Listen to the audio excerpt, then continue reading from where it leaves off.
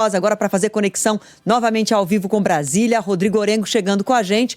O governo com uma batata quente na mão precisa resolver o equilíbrio das contas públicas e está dizendo, né, Orengo, que vai anunciar ainda hoje quais são os setores que vão sofrer congelamentos.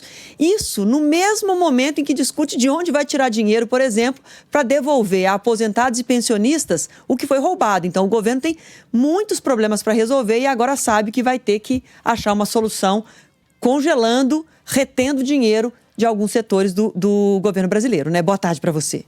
Boa tarde, Adriana. Renan, boa tarde a todos. Está faltando, né, Adriana? Está faltando recurso para fazer frente a tantos desafios. Primeiro, equilíbrio fiscal. Por quê? Porque existe uma regra, existe uma lei, a lei do arcabouço fiscal estabelece metas e o governo não pode descumprir, sob pena de crime de responsabilidade, pedalada fiscal. Então tem que cumprir. Se não conseguiu arrecadar o que estava previsto, tem que cortar. Na verdade, congelar, né? Contingenciar. Então, hoje, até o fim do dia, a gente deve saber quais setores lá vão ser atingidos. E a gente já tem uma prévia aqui, Adriana, porque nesses momentos é muito difícil você evitar que algum setor seja poupado. Então, gastos, os chamados discricionários, aqueles que não são vinculados, não são obrigatórios. Todos os ministérios devem ter que congelar cerca de 20%, né, desses gastos que são discricionários. Por exemplo, o PAC vai ter lá também congelamento. E não é a primeira vez que o programa de aceleração do crescimento tem esse tipo de bloqueio. Então isso vai acontecer. E as famosas emendas parlamentares também não vão ficar de fora. Então há uma previsão de congelamento aí de cerca de 7 bilhões de reais de emendas. Ainda é pouco, se a gente pensar no montante que tem hoje de emendas parlamentares, 58 bilhões de reais.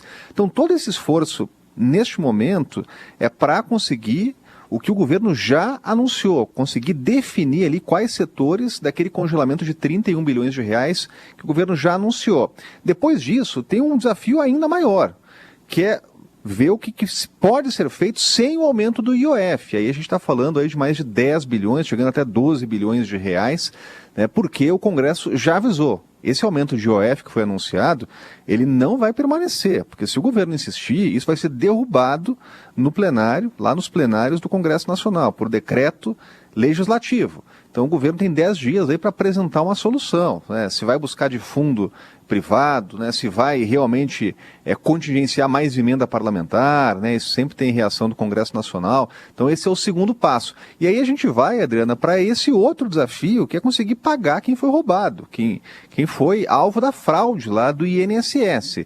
O governo estava prevendo que as decisões judiciais sairiam mais rapidamente, mas estão demorando para bloqueio de entidades que fraudaram o sistema do INSS, desviaram, tiraram dinheiro dos aposentados.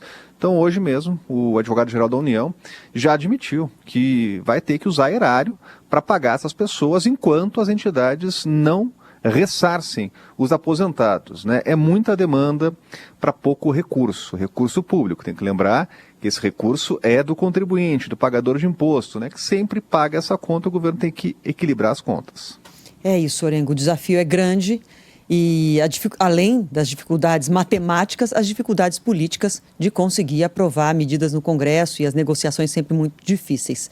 A gente vai ficar atento nisso aí, então, saindo o anúncio de onde vão ser esses congelamentos, a gente traz aqui para vocês. Obrigada demais, viu, Orengo? Valeu, Orengo. Valeu, até mais.